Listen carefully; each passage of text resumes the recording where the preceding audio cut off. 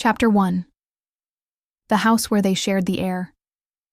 From childhood, the air in their house had felt the same to both sisters, yet it had moved through them differently. The older sister drew it in with the steady rhythm of responsibility. The younger took it in quick, shallow sips of impatience. The difference began as temperament and hardened into habit, then into the quiet architecture of their lives. The house had been old even when they were small. Radiators clicked like tired metronomes, and the hallway clock spoke in a measured tick that stitched the rooms together.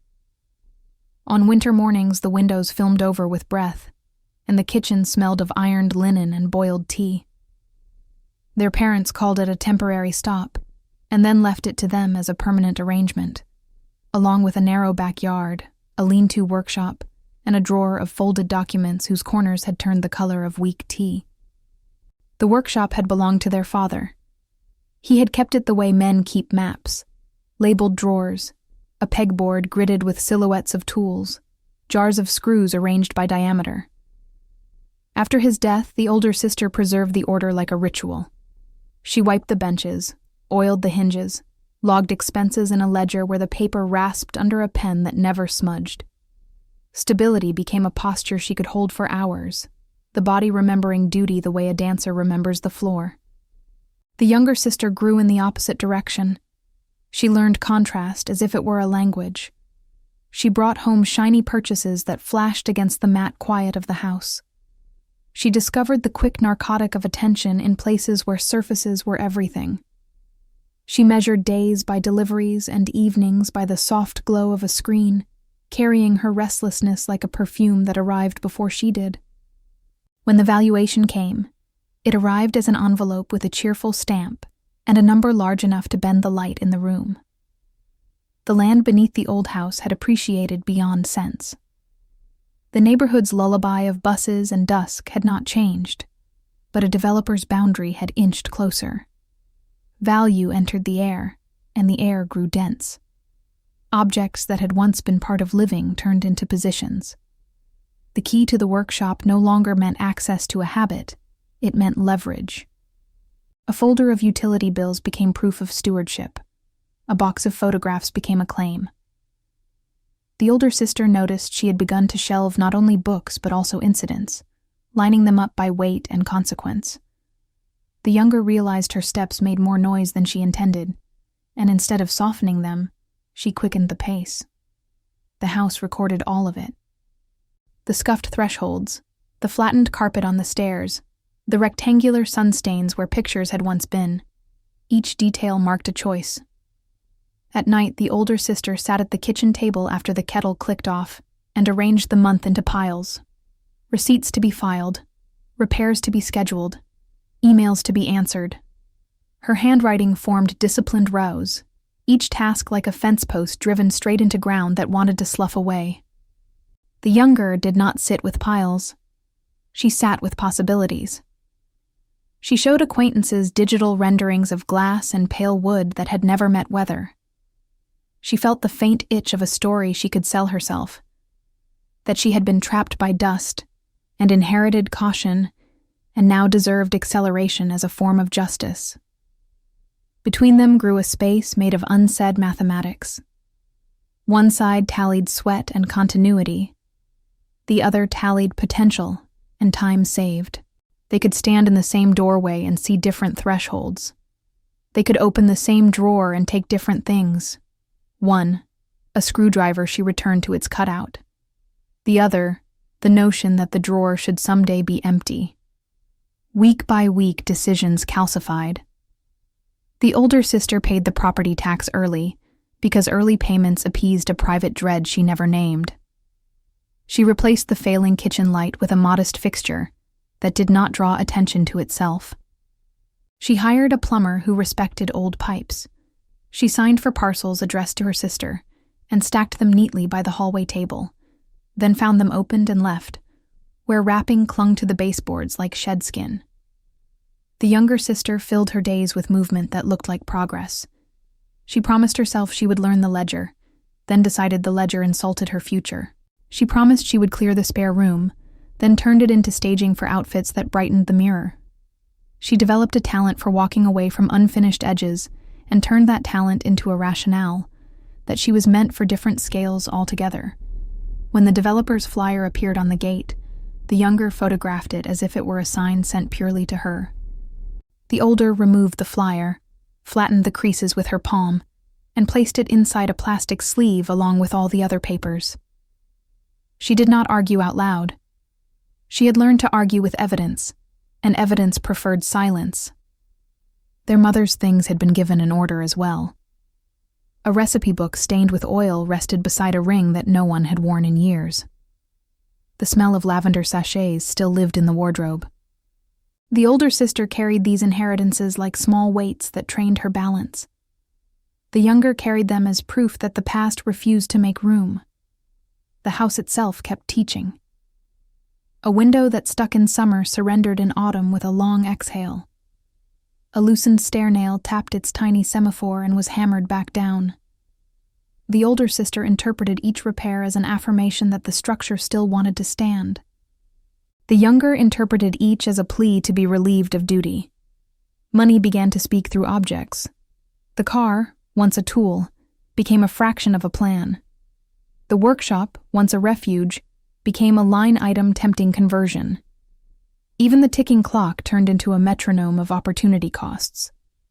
The older sister watched this translation with a kind of graduate-level fatigue, as if she were revisiting a text she already understood while someone else was just discovering the first thrill of its margins. On the evening before things bent toward crisis, rain glazed the neighborhood and made the streetlights puddle on the asphalt. The older sister laid out the next day, as one might lay out a careful outfit. The car service would come first. The sensor had misbehaved for weeks. An irregularity in machines bothered her because it rhymed with irregularity in people. The notary would come next. Papers required witnessing, and witnesses required punctuality. She sat at the table where wood had paled in a rectangle around the place she always chose. She opened the notebook she had used for 5 years, its pages disciplined by dates and a shorthand only she could parse. She wrote the sequence for tomorrow, and then, in the margin, underlined a single word twice. Evidence. The line did not look like a threat or a promise. It looked like a scaffold. Evidence for her had never been dramatic. It lived in meter readings, in email timestamps, in the serial number etched onto the back of a device. It lived in who had turned a key and who had not, in who had signed for a parcel and who had taken it upstairs. It lived in the way the cat chose the older sister's lap in winter, in the way dust settled faster in rooms that were more often opened. Even small truths made a net. Upstairs, the younger sister moved from mirror to mirror and studied the future in angles. She had taught herself to anticipate offers, as though they were weather changes. She had taught herself to forgive her own omissions, as though they were temporary storms. She had not taught herself to carry endings to their full stops. The house, with its catalogue of completions, could feel like a reproach. The night narrowed. The kettle breathed once more, then stilled. The older sister checked the locks by habit, a choreography of metal and certainty. In the hallway, she paused where the clock swung its slow half-circles and listened as if the house could confess something new. It said only what it always said, that it would be here in the morning to tally whatever they brought it. In her room, she placed the notebook on the chair with her bag and keys. She folded a raincoat over the back and set her phone on top of the ledger. The order soothed her blood, leveled her breath, and crowded out the late hours' fuzz of worry. She did not imagine catastrophe. She imagined tasks meeting their completions, the way doors met their frames when pushed with the right pressure. Sleep came in the plain way it came to people whose days required them whole. In the quiet, the house articulated itself, pipes whispering, timber settling, the thin rumor of wind under the eaves. Somewhere in that texture of sound lay a fact she could not yet hear, that plans, no matter how carefully inked, shared the same air as other people's urgencies. Morning would ask for movement. The notebook would open to the crisp line of her handwriting. The day would begin the way most days began, with small acts that confirmed a larger story about who she believed herself to be. She did not know that the underlined word would soon be asked to carry more than paperwork. She only knew that the world felt steadier when a page could hold it. Chapter 2. The Route Where a Turn Became a Trap. Morning had begun the way most mornings did in that part of the city, with a low ceiling of cloud pressed over damp streets and the muffled hush of traffic that came in slow, sighing waves. She left early, the hour when shop shutters still held to their sleep and the bus shelters were occupied only by the patient and the resigned. The car moved through thin mist, its heater giving off a tired warmth that smelled faintly of rubber and dust. In the glove compartment, beneath a sheaf of notarized copies and folded invoices, a small external drive rested in a padded sleeve. The drive had become a habit, a quiet witness that took up as little space as a wallet and never asked questions. She planned her route without ceremony. The auto shop sat 3 turns beyond the main thoroughfare. The notary opened on the hour. Between those points lay an ordinary distance populated with pedestrian crossings, a bakery whose doorway always exhaled sugar, and a long stretch of warehouse backs where the city's noise thinned to a hum. She kept a steady pace, not fast enough to invite error, and not slow enough to tempt impatience. The dashboard clock kept loyal time. The camera's tiny indicator blinked at intervals too small to notice, unless one knew to look. At the station, she pulled in beside a diesel pump that had stained the concrete a permanent shadow. The sky brightened by a fraction, then dimmed again. She topped the tank, capped it, and wiped her fingers on a disposable towel with the practiced economy of someone who did not like residue. As she slid back behind the wheel, a figure gathered itself at the edge of the windshield's reflection and resolved into her sister. It was not an approach so much as a drift, a motion tuned to appear incidental. A gloved hand traced an arc over the glass to draw attention without the burden of words. The older sister answered with a nod measured to appear practical. The gesture carried a promise no larger than a minute. They eased off the main artery together. The younger indicated with a tilt of her head toward a side road that claimed to be quicker in the way that maps sometimes lied about time. The turn felt unremarkable. The older noted the change in pavement under the tires, the way the texture grew coarse, as if it had been poured with less care. Warehouses rose like closed books. Loading bays yawned without lights.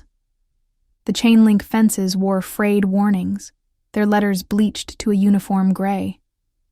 Puddles pooled in shallow craters where the lot had caved and been persuaded to accept it. She pulled into a wide gap between 2 metal-sided buildings. The air there had the flavor of wet cardboard and cold iron. Somewhere out of sight, a gull made a sound like a dropped hinge. The younger raised her chin toward the hood with a sort of brisk impatience that translated itself as competence. The older set the gear into park, turned the key back to spare the engine and keep the electronics alive, and listened as the fan spun down into a whisper. The camera's eye continued to register, indifferent to decisions. For a second, the world held still.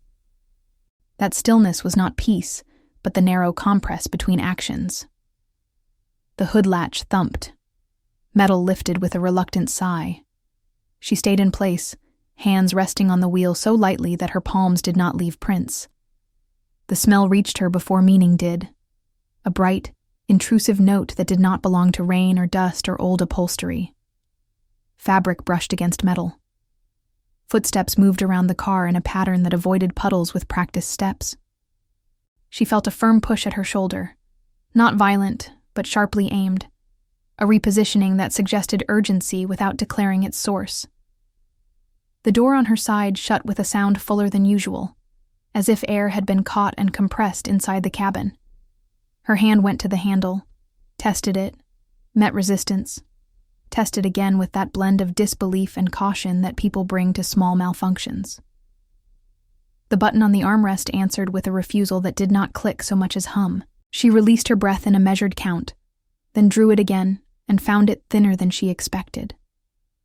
Outside, The younger moved through the car's blind angles with the economy of someone completing a routine. The older could not track face or eyes. She registered only segments of motion the way one notices the progress of a pendulum by its effect on the room. The hood came down easier than it had risen. The line of the car resumed its ordinary shape and, with it, the illusion of safety that clings to closed forms. The first change inside the cabin announced itself as a taste. It held a sweetness that did not comfort, the kind that coated the back of the throat and made the tongue wish for air that had been outside a moment longer. Heat gathered low, barely noticeable at the edges of the floor mats, no brighter than the memory of last summer's sun on plastic. The dashboard lights behaved normally. The needles sat at their posts. The radio display held its soft numbers. Only the body knew something had tipped. She tried the window switch. The motor whirred for a heartbeat and then hesitated. The glass traveled the width of a coin and stopped as if told. She returned to the door handle, lifted with more decision, felt the mechanism accept the command, and then return it empty. Her breath shortened to conserve logic. The belt lay across her like a gentle bar. She pressed the button, expecting the familiar spring of release, and felt instead the sticky half-give of a thing that had decided against cooperation. She pressed again, with the precise strength of someone who did not want to convert inconvenience into panic. The buckle held her where she was, a polite prison whose manners made it worse. Outside the windshield, the day remained faithful to its gray palette. The architecture did not lean toward menace. It simply did not care. A truck passed on the avenue beyond the warehouses and sent a tremor through the puddles. No door opened. No voice called. The space she had chosen for a minute of patience stretched into a pitch too long for music. Then came the flicker. It was small and almost dignified, a wavering thread at the edge of the driver's side mat, as if the car had taken up a candle to look for something it had lost. The thread thickened to a tongue and laid itself along the rubber lip before the mind could turn recognition into protest. Heat rose with new intent, not yet a wave, but a warning. Time behaved differently after that. Ordinary units collapsed into bodily measures. The number of breaths she could take before her chest fought her, the number of heartbeats between one attempt at the belt and the next, the number of seconds it took for warmth to convert to the presence of heat. She slid her fingers under the belt at her hip to find the angle where pressure became leverage. The fabric had the flat, indifferent texture of restraint. She worked the buckle with her thumb as if she were coaxing a knot that respected patience but not force. A thread of smoke made itself visible at last, and with it came the change in sound. The car's interior acquired a low, consuming murmur that droned beneath the soft ticks of expanding plastic and the occasional ping from the exhaust contracting in cool air. She recognized those sounds without naming them. The knowledge entered her hands and shoulders rather than any catalog of terms. Her vision narrowed slightly at the edges and sharpened at the center where the belt, the latch, and the window switch arranged themselves like a sequence of problems with only one solvable first step. She thought in tasks, because tasks had always delivered her from drama. She moved her seat back a fraction to give her elbows room. She set her feet square to anchor her leverage. She drew a breath not to calm herself, but to oxygenate the part of her that made decisions. The camera went on blinking in its rhythm, taking in the patient cruelty of a minute that had been engineered to pass quietly. The sweetness in the air soured. The heat climbed her shins and stood behind her knees like an impatient figure in a queue. She coughed once, not violently, and felt how that single motion stole more from her than it should have. She blinked, not from tears, but to clear the film building over the whites of her eyes. The belt pressed across her sternum with the indifference of an appliance. She pressed the release again and again with the regularity of a code that eventually yields if one refuses panic. She understood that the thing holding her in place was not only the buckle, it was a design of moments layered with decisions that had not been hers. The turn that had seemed convenient, the stop that had seemed brief, the posture of help that had signaled competence, the careful shut of a door that had sealed air into a volume. It all cohered into a geometry she had not consented to. The clarity of that recognition did not freeze her. It simplified her. The flame found new material and brightened, its color no longer apologetic. Heat rose against her calves, and the plastic at the base of the console exhaled a fatigue she had never smelled inside her car. She set her thumb to the release and angled the buckle in the way that had worked for her in countless unremarkable exits. The mechanism refused with the exactness of a rule. She reset her grip, recalculated pressure, and tried again. Beyond the windshield, a gull stitched an arc across the narrow patch of sky. A truck downshifted at the corner and pulled the air after it. The city continued to conjugate itself. Inside, she counted the space between tasks and filled each with the next necessary motion. The line between ordinary morning and engineered emergency had been crossed without announcement. She sat fixed at that line, hands working, breath measured, mind reducing the room to what could still be moved. Chapter 3. 60 Seconds of a Darkening World. Car fires did not begin like films promised. They began as a smell that barged past reasoning and rearranged blood chemistry before fear could assemble a coherent thought. She knew this by instinct, and the fact rose with it like a clock face in a dim room. A person could lose consciousness from inhaled smoke in under a minute. The minute did not arrive as a smooth ribbon. It broke into hard, countable pieces. In the first 10 seconds, the belt release lever trembled under her thumb as if it had grown a pulse. The latch returned a resistance so tidy it felt designed. Her fingers sought the right angle and found only the wrong ones. Heat licked at the edges of the floor mat without yet declaring itself heat. The air retained its shape but gained a sweetness that did not belong to breathing. She adjusted her grip, set her jaw, and kept her breath short to preserve more of it for later. At 20 seconds, the cough came, a small theft disguised as a reflex. It shaved depth from the next inhalation, and warned her of the arithmetic that would soon favor the room instead of her. Warmth climbed from her ankles to her shins in a steady migration, the way a tide announces itself along a flat beach. Plastic near the console ticked as it began to think about changing state. She shifted her shoulders to alter the belt's geometry and worked the button and measured presses that refused to turn into pounding. At 30 seconds, her eyes hunted for a second exit. The side window offered its square of gray. A memory arrived with precise utility, the small escape hammer she had bought years earlier for a contingency she did not believe in, and then slid into the door pocket. Her hand went down and closed around it as if it had been warmed there for her. The tempered glass would not yield to the center. It would surrender at a lower corner where tension hid in the frame. She drew her elbow in to shorten the arc and saved breath by thinking in angles, not in fear. At 40 seconds, she struck. The first blow produced a white star that did not spread so much as tense, a spiderweb holding itself together through stubborn geometry. She hit again with the exactness of someone opening a stubborn jar by changing the point of attack. The crack feathered outward, then hesitated. She turned the hammer slightly and found the corner's weak seam. The third strike convinced the pane to abandon its integrity. It collapsed with a contained rush, the way a bead curtain gives way to a hand it respects but does not welcome. At 50 seconds, the air changed its weight. It thickened, turned to something that pushed back when she tried to pull it in. Sound lost edges and became felt rather than heard, a woolen layer thrown over the car's small machine noises. Her heart attempted a vertical escape toward the base of her throat, then resumed its discipline when the mind refused to acknowledge the invitation. The interior noise of flame gathered into a low, consuming mutter. Her vision narrowed to the belt, the buckle, the gap she had made in the glass, and the shape of her own hands. At 60 seconds, the world's horizon shifted. Cold air punched through the break and laid itself along her face with the impersonal force of weather that had kept its appointment.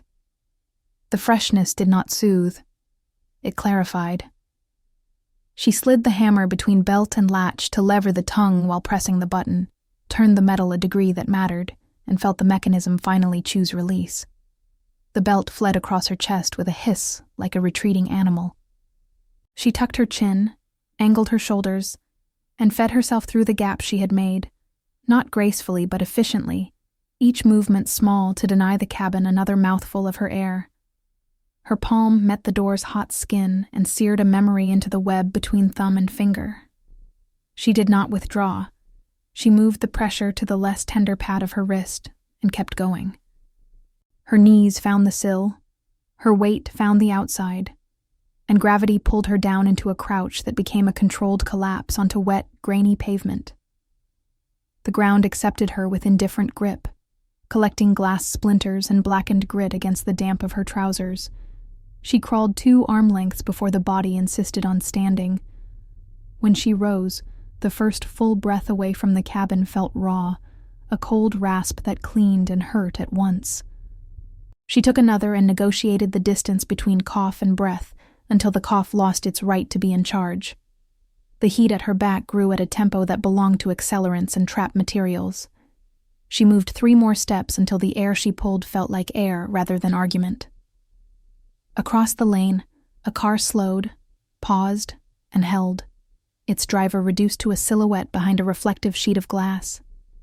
Flame and fear made statues of people who did not know how to enter such moments without becoming part of them. No door opened. The lane remained a trench of glossy water and echoed metal. She placed a hand against her ribs to feel the cage rise and fall like a proof of a theorem she had once only believed. Behind her, the car surrendered its fittings in quick negotiations. Vinyl puckered. Adhesives failed. The hood's paint blistered and peeled like a map left too close to a stove. The interior glowed the bruised orange of a furnace door 2 inches ajar. It did not last long. It lasted exactly enough to stop being a vehicle and start being evidence, the kind of object investigators recognized by smell before sight. She glanced once toward the windshield and saw, through heat, shimmer, and smoke, the small blue pulse of the camera's indicator. It winked at the far edge of visibility, as if signaling from a different weather system.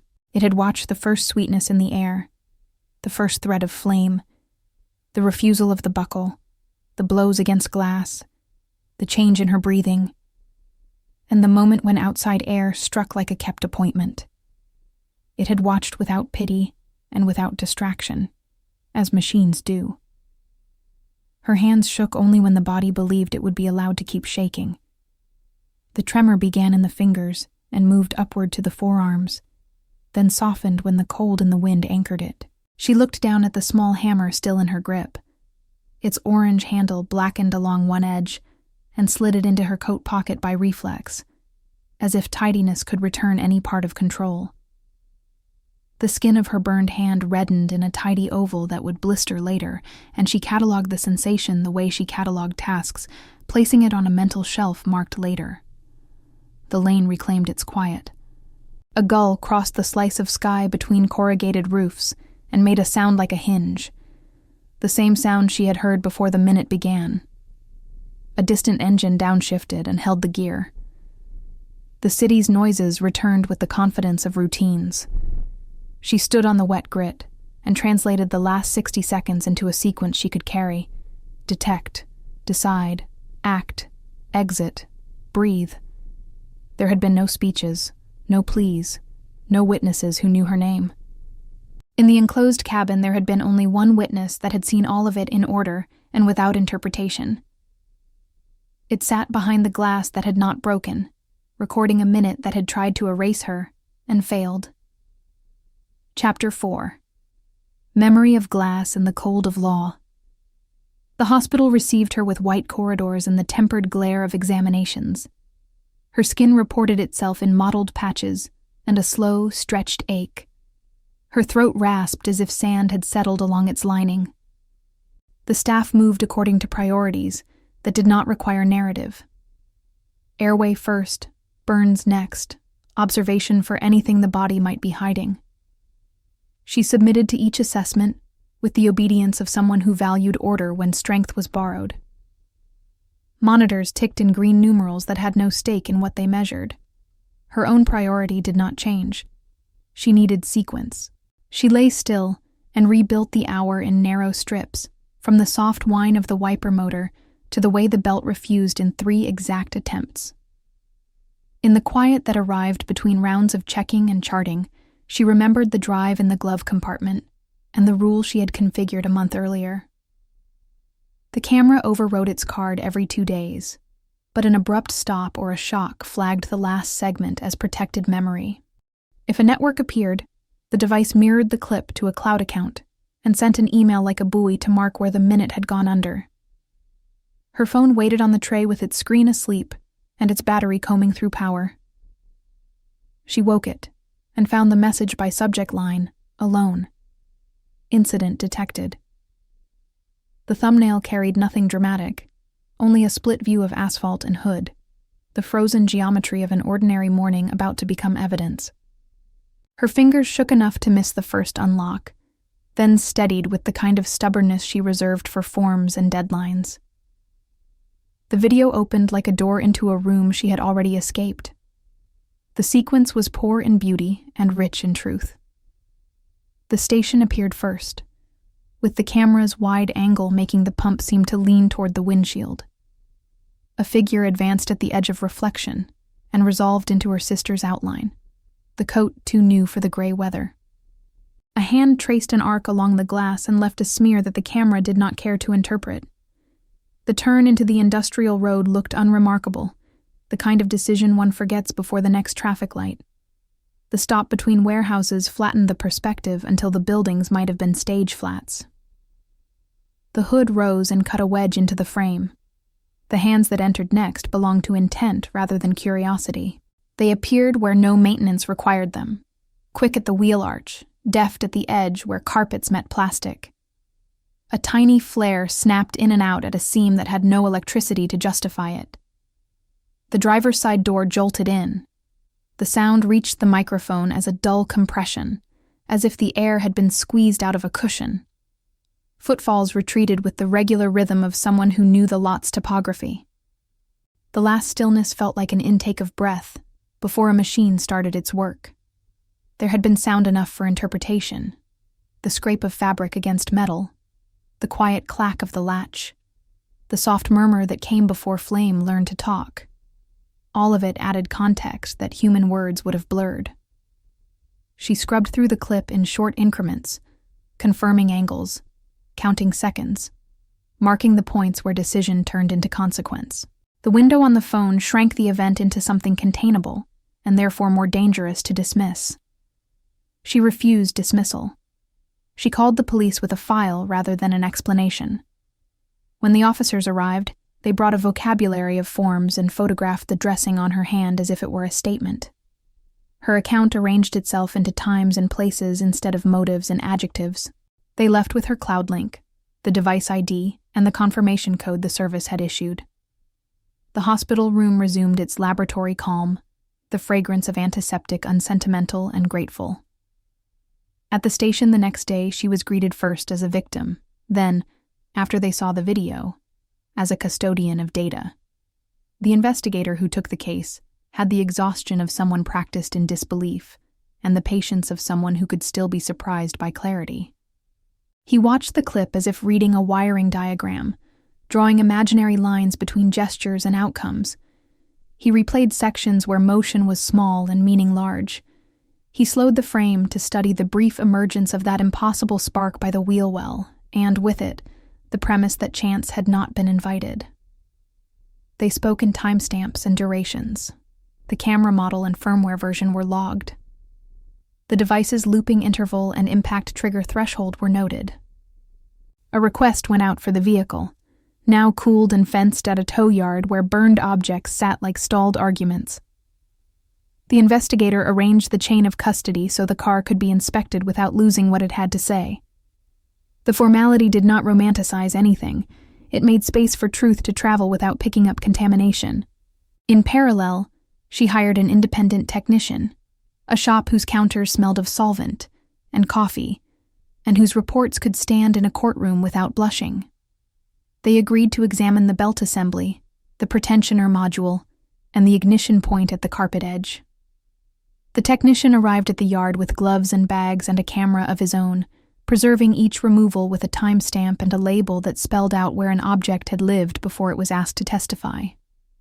The buckle was lifted like a relic, The belt webbing was sealed with a neat pull across its mouth.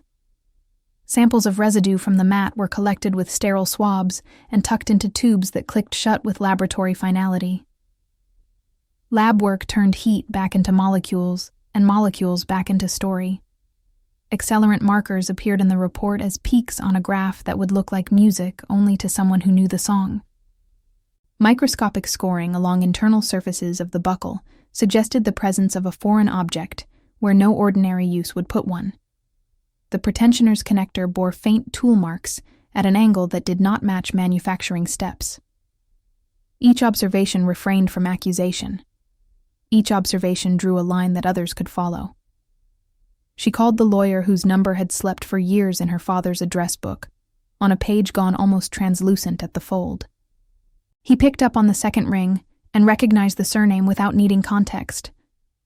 He agreed to meet the file with the same respect he gave contracts that moved heavy money, because a person's safety could be counted in a richer currency. He reviewed the video, the lab notes, and the tow yard photographs with the appetite of someone who prized clean edges. He spoke in filings and petitions, in preservation letters to ensure no hand unsealed a bag without permission, in requests for footage from nearby cameras, even when the street had seemed empty. While paperwork advanced according to calendars and statutes, the younger sister curated the appearance of continuity. Her social accounts presented the color-coded brightness of days that did not require hospitals or forms. She arranged smiles into a sequence that suggested ease, unboxed gifts that had not been paid for by her, and occupied rooms whose lighting did the careful work of flattery. The curation might have succeeded if Flame did not have a way of leaving outlines where it had fed. Those outlines began to emerge on paper. The investigators' team obtained cell site records through channels that asked judges for signatures and offered sworn statements in return. The dots that marked handset presence gathered along the industrial road at the time the video's clock displayed. They joined the clip, the lab charts, and the tow yard photographs in a folder whose edges grew heavy. Screenshots preserved posts and messages that, in their haste, did not scrub metadata. A delivery notification placed a package in the younger sister's hand at an hour that contradicted a story about being across town. A rideshare receipt turned its minimalism into corroboration. Each piece was modest alone. Together they behaved like a net. She did not posture herself as avenger. She gathered. She made duplicates of every file and stored them across devices the way people used to hide keys in potted plants. She printed a sequence of stills from the video and annotated them with a pen that did not smear. She placed lab results into clear sleeves and flagged their sections with tabs cut down so they would not protrude. She learned the case number by heart and the names of clerks who answered phones as if phones were claims on their time. She wore patience like a garment that fit better each day. The hospital released her with ointments and instructions. She followed them with the precision she gave to invoices.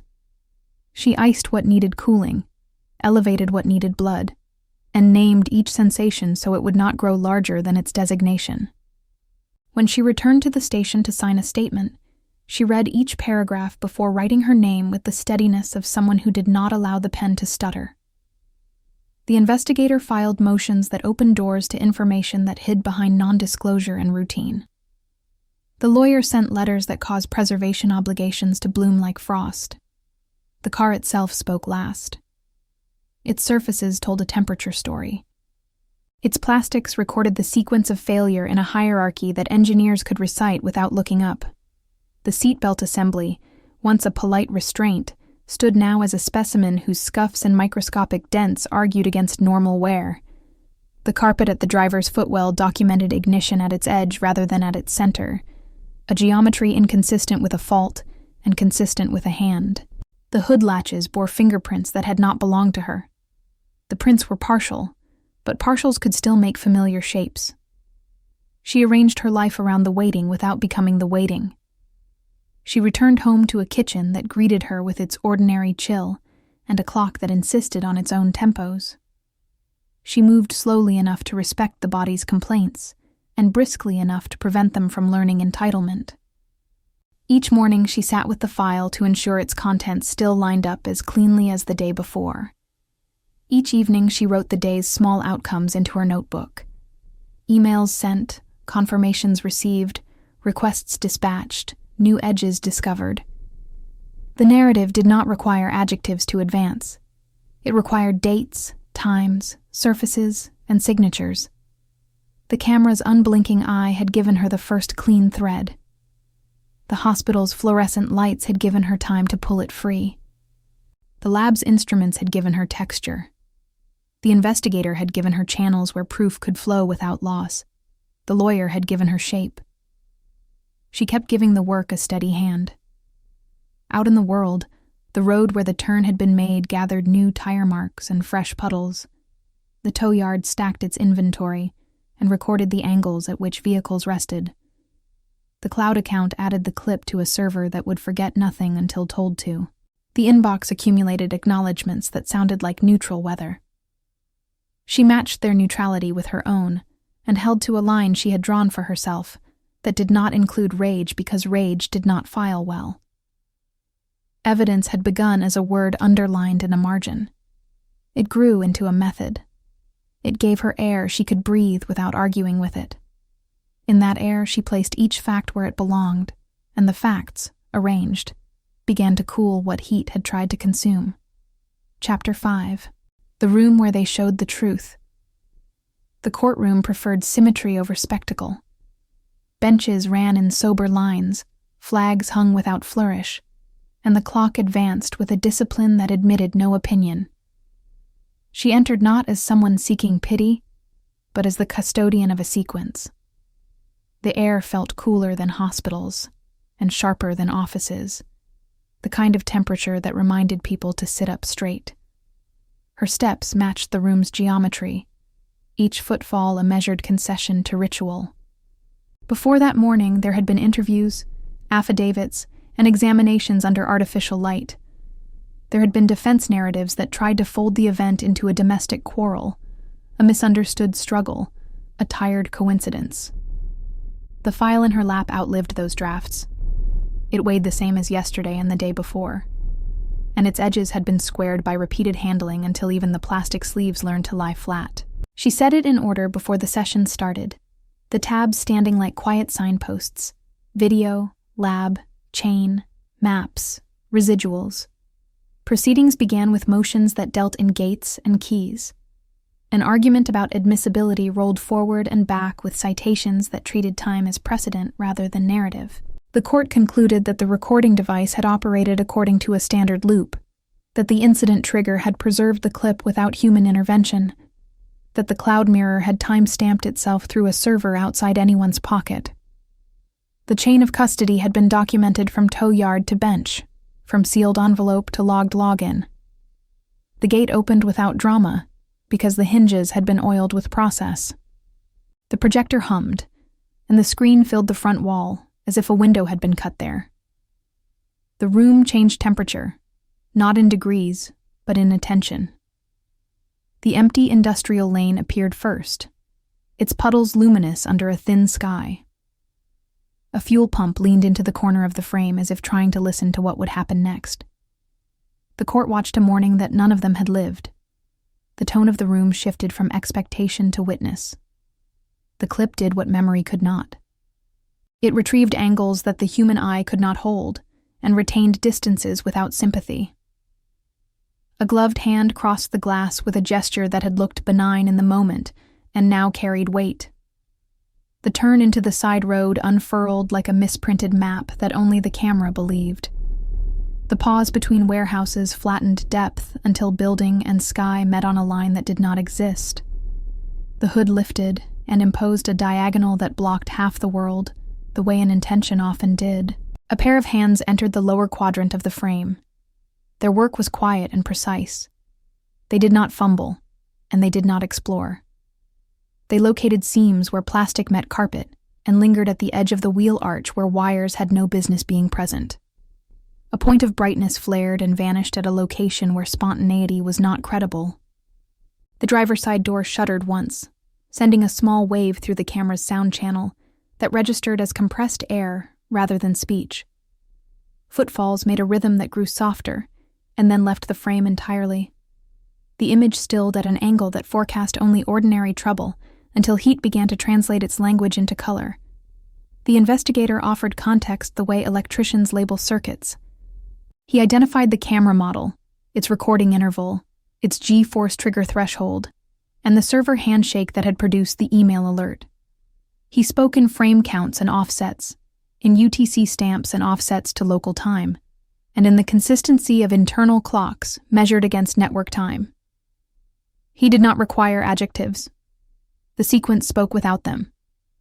The technical expert followed with the patience of someone who trusted materials to keep their secrets until asked correctly. The seatbelt assembly appeared on an easel like a specimen in a clean museum. Under magnification, the buckle's internal surfaces displayed microscopic scoring that did not conform to ordinary wear, each mark a narrow groove that suggested contact with a thin foreign object. The pretensioner connector showed subtle tool signatures at an angle inconsistent with factory assembly. The report translated these findings into the plain terms of probability. The numbers did not accuse. They arranged likelihoods. The carpet sample told a simpler story. Chromatograms rose on the screen like hills in a monochrome landscape. Peaks associated with volatile compounds separated from the baseline at intervals that matched common accelerants. The lab's chain of custody log scrolled beneath the graph, a series of signatures that connected the swab at the tow yard to the vial in the instrument, without letting daylight in between. The hood latch bore partial prints that were insufficient for identification, but clear enough to exclude the owner's hands. Temperature profiles reconstructed from the deformation of plastics established an ignition near the footwell edge rather than from the center planes of the mat. The language of failure followed physics instead of storytelling. A fire dynamics specialist took the stand with diagrams that reduced catastrophe to flow. He explained how cabins became small laboratories where oxygen balanced consumption, how a smolder at the carpet edge could transition to open flame within tens of seconds, and how a minute could deprive a person of effective decision-making long before it deprived the heart of its right to beat. He mapped the likely path of heat under the dash, the outgassing of polymers that transformed breathable air into a slow choke, and the role of a sealed door in conserving the very conditions that favored incapacitation. The minute that had once lived only as a cold fact in her memory took on structure in the room. It was now a model with arrows and timelines. Digital evidence joined the grid. Cell site location charts plotted handset presence in a language of dots and sectors, placing a device assigned to the younger sister within the relevant geofence at the relevant minute. A rideshare receipt set a different time at a different location, and failed to agree with itself under scrutiny of its metadata. Social posts, captured in their original resolutions and headers, placed a smile in a room across town at an hour the server logs contradicted. The internet, indifferent to alibis, documented habits without malice. The defense framed the case as a house's last argument with itself. It invited the room to consider inheritance as a provocateur and close quarters as a magnifier of minor sins. It pointed to frames outside the camera's view and to the absence of a single unbroken fingerprint map. It named the video incomplete because it did not show the invisible. It suggested that malfunction could impersonate intent. The cross-examination assembled hypotheticals and laid them end to end to see if they could reach plausible distance. The answers stayed within the perimeter of what could be measured. The camera had recorded, not interpreted. The lab had compared samples, not speculated. The seatbelt assembly bore marks that did not belong to routine. The door behavior coincided with a time when the hood had been open and a pair of hands had operated at an edge where ignition later occurred. The geolocation data did not place a person with certainty, but did place a phone with stubborn repetition. The mosaic lacked only the piece that would have been provided by an admission. The law did not require it, when the remaining pieces formed an image legible to ordinary minds. Her lawyer assembled the narrative with the restraint of someone who trusted the room's intelligence. He arranged motives and preparations, not as a melodrama, but as calculations. He traced the choice of location to a need for privacy from cameras mounted on storefronts and porches. He matched the timing to a window between the notary's opening and the auto shop's schedule, a moment when distraction could be justified by the errands of a normal day. He described how the cabin would gather vapors and heat, how the belt could be made to resist without locking, and how each second of effort would consume oxygen that the lungs had already been taxed to find. He asked for proportion rather than passion, and described risk not as a poetic danger, but as a quantifiable exposure to smoke and heat. In the gallery, the silence changed color. It stopped being the generic hush of public space and became the attention people gave to a demonstration that demanded neither belief nor imagination. The video replayed the critical sequence in slow increments, not to wring feeling from it, but to show geometry where earlier there had been only shock. At the exact moment when the driver's side door jolted and the hand moved near the belt latch, the room learned a pattern it had not known to look for. Intent, having tried to borrow accident's clothing, stood under brighter light and wore its own features. She did not watch every second on the screen. She kept her eyes on the rise and fall of her chest, calibrating breath as if it were a metronome for thought. The steadiness had been trained in small rooms with invoices and in larger rooms with fluorescent lights. It held now. She noted each transition the way she had noted screws in labeled jars. Sequence first, meaning later. Her burnt hand tingled under its dressing with the steady insistence of healing tissue. She registered the sensation and filed it with the other facts the body contributed. The court did not require volume to move. It required a chain, motive to preparation, preparation to act, act to consequence. The record supplied each link without begging. The exhibit numbers and page references made a lattice where feeling could rest, without collapsing the structure. The younger sister's counsel lifted the pieces to look for daylight, and set them down again when they found only seams. Where words had once tried to widen the gap between possibility and probability, the material record narrowed it until it behaved like a corridor. When the screens dimmed and the projector clicked into stillness, the room exhaled as one organism that had been holding air through a delicate operation. The temperature returned to ordinary. Paper whispered as binders closed. People blinked as if stepping from shade back into the day. She sat with her file and let her hands rest on it, like a lid that closed on a box of clean instruments. Her chest moved in an even cadence that did not ask permission from anyone else's design. The air in the room belonged to no one, and therefore to everyone. But her breath belonged strictly to her. It traveled its path without apology, the way truth traveled along the record when it was finally given a room that knew how to handle it. Chapter 6. Days after the smoke. The verdict did not return a car or reseal skin as if heat had never touched it. It returned ownership of breath. She woke in a house that no longer auditioned for anyone else's plans and found that rooms carried their old temperatures again. The radiators resumed their familiar clicks. The hallway clock kept time for living rather than for waiting, and the kitchen window admitted morning as if it had never learned to fear fire. Healing proceeded at the unremarkable speed of tissue and habit.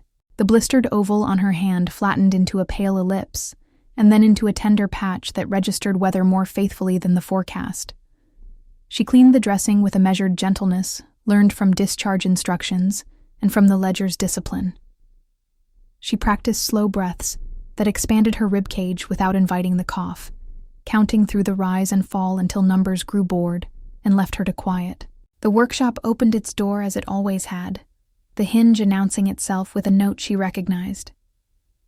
The smell of shaved wood replaced the chemical edge that had haunted her for weeks. She wiped benches, sanded a stubborn edge on a drawer that had swelled, and oiled a hand plane until the blade whispered through pine with a sound like paper being taught manners.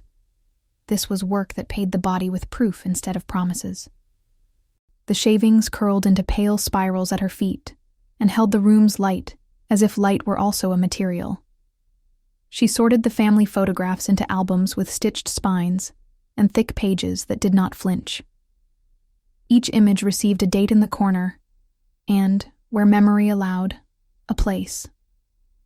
The practice was not nostalgic. It was inventory.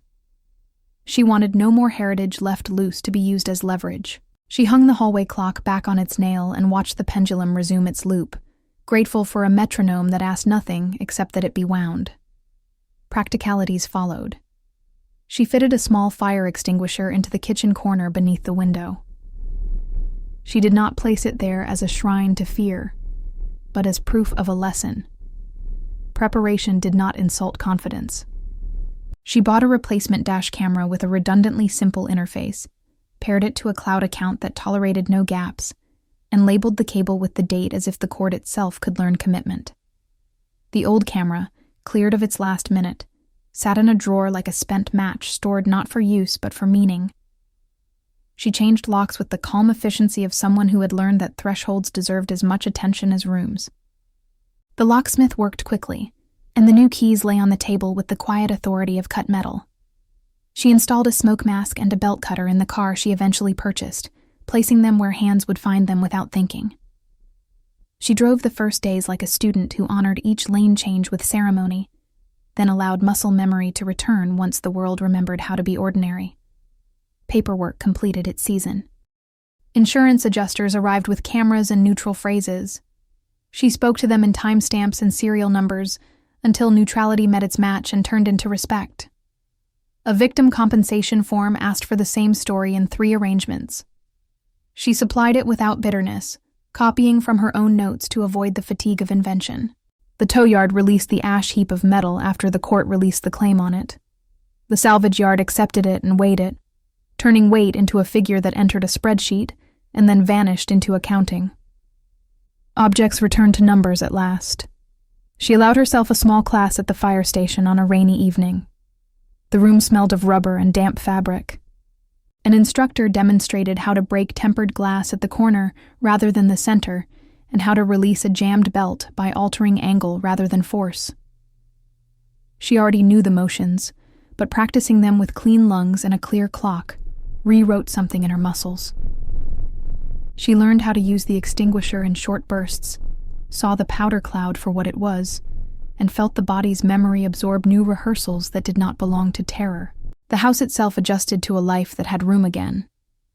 She mended a frayed curtain hem, repainted the trim around the back door in a white so modest it made the wall look newly washed. She replaced a chipped mug, not out of delicacy, but to end the daily reminder that small damage can live longer than it deserves. She returned the spare room to utility, folding linens and labeling boxes until the shelves held categories instead of accusations. She left a window open on days when the air brought rain, and let the damp erase the last trace of carbon from the books. She learned to exit conversations that bent toward the sensational. Neighbors asked polite questions in the grocery's bright aisles. She answered with the weather of process, dates, appointments, the relief of sleep, rather than the weather of pain. She discovered that curiosity respected facts more than emotion, and that brevity could be both shield and bridge. She wrote thank you notes to the investigator and to the technician who had treated a buckle like a thesis, addressing each with handwriting that had regained its old steadiness. Breathing became a practice rather than an afterthought. She walked a circuit in the park after breakfast, a loop that took 12 minutes on days when a bench did not slow her, and 15 minutes on days when clouds asked her to watch them. She measured improvement not in speed, but in how far a thought could travel between one lamppost and the next, without becoming a loop. She returned home with cheeks that had learned to warm themselves again, and lungs that trusted the air that entered them. The past continued to communicate in its restrained ways. Certified mail arrived from the court, with copies of orders that had lost their heat. Envelopes from the lawyer contained receipts and disposals. A thin package held a flash drive with the case file in duplicate. She placed one copy in a fireproof pouch and the other in a bank box, not from superstition but from respect for the work that had carried her. She built a small index of what was stored where, so future versions of herself would never have to search in crisis. Caution stopped needing an apology. She began to say no to favors that required detours into industrial lanes, or to errands that would have been justified by efficiency and punished by circumstance. She drove routes with escape lanes and parked where doors could open fully. She kept the fuel level above a third without treating the gauge as prophecy. She chose service stations with cameras and paid inside. Each choice looked plain to strangers. Each choice belonged to a logic shaped by one air. She met once with a counselor at a clinic that specialized in aftermaths. The room had soft chairs and a pitcher of water that made the table look prepared. She spoke in statements that preferred sequence to sentiment. The counselor nodded with the economy of someone who understood that order is a form of relief. They discussed how vigilance could live beside ease without either suffocating the other. She left with a sheet, describing how to let adrenaline finish its lap without being given the track again. Rain returned in autumn and drew even arcs on the windshield. She watched the wipers lay clean bands across glass and thought, not of the day when glass had refused, but of the way maintenance rewarded the faithful. She found herself humming in the car, not a tune she recognized, only the body's small music when it felt unobserved. The camera's indicator blinked at its patient tempo. It no longer served as a talisman. It served as a tool, and as a mirror, the world could not sweet-talk. Work resumed its seasonality. Orders came in and went out. She repaired a neighbor's chair that had lived under 3 generations and returned it with joints that forgot how to complain. She designed a small shelf that fit a friend's awkward alcove and stained it in the color of tea after a long steep. Money went out and came back. The ledger regained its agreeable hum beneath her pen. She found that a day could end not with exhaustion or with the static of court, but with the satisfying dull ache of shoulders that had been useful. On a Sunday, she vacuumed the car's floor and found, beneath the passenger mat, a shard the detailers had missed. It was too small to cut, the kind of triangle that catches light but not skin. She held it between finger and thumb, turned it, and recognized tempered glass by the way it retained a reluctant sparkle. She walked it to the trash and let it go. The release felt neither symbolic nor trivial. It felt like housekeeping. She learned slowly and then all at once to keep only what could be carried without warping her posture. She retained the rule that had been written in her notebook months earlier and expanded it into a method for living. What could be proven would be pursued to completion. What could not be proven would not be stored in the chest where breath lived. The distinction did not empty the heart. It aired it. On a morning when the light broke clean after rain, she drove beyond her usual radius to buy screws from a supplier who understood that threads mattered. The road unwound in steady gray, the kind that lets tires sing without complaint. She stopped for coffee at a place that roasted in small batches and knew its beans by origin rather than by story. She sat by a window with the cup warm in her hand and watched people move, as if the day owed them nothing, and therefore anything was possible. The notion felt correct. When she returned home, the house accepted her at its own scale. She set the screws where their label would be visible a year from now. She checked the camera's app and saw its small green checkmark beside the last upload. She washed her hands and, without planning it, stood in the hallway to watch the pendulum complete 2 patient swings. Her lungs drew and released, as if rehearsing for an audience that did not exist. If asked what had held her then, she would not have talked about luck or mercy. Habit had held her. The brief memory of a camera had held her. The method of arranging facts until they made safe space had held her. Even where machines burned, roads continued past the heat, and the road she took each day now led not away from anyone, but toward the person who knew how to breathe, and to count, and to keep going.